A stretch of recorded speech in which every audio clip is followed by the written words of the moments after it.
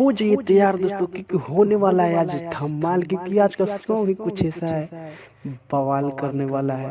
तो दोस्तों आज का सॉन्ग बहुत ही हिट मीटर है तो ट्रैक पे, लेकिन बिल्कुल न्यू मीटर जैसा है, जैसा होना चाहिए। और हमारी हर बार सोच यही होती है कि हम हर बार अलग करें और सबसे हट के करें।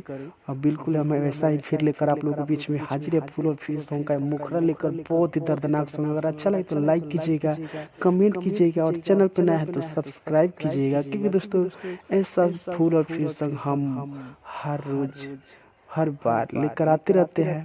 और साथ में बेल आइकन जरूर दबाइएगा ताकि हम जो भी वीडियो अपलोड करें तो उसका नोटिफिकेशन सबसे पहले आप तक जाए।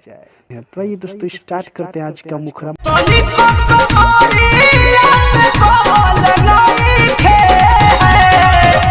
कैसे बताई बात सखिया रे, प्रिय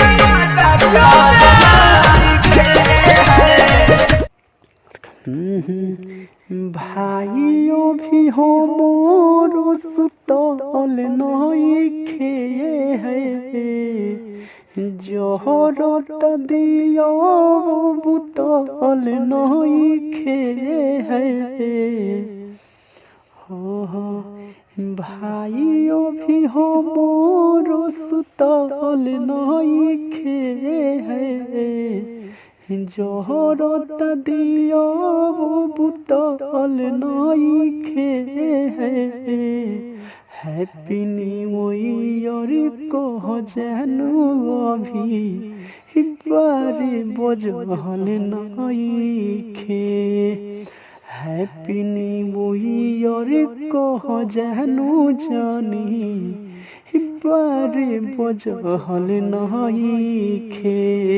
बुझला।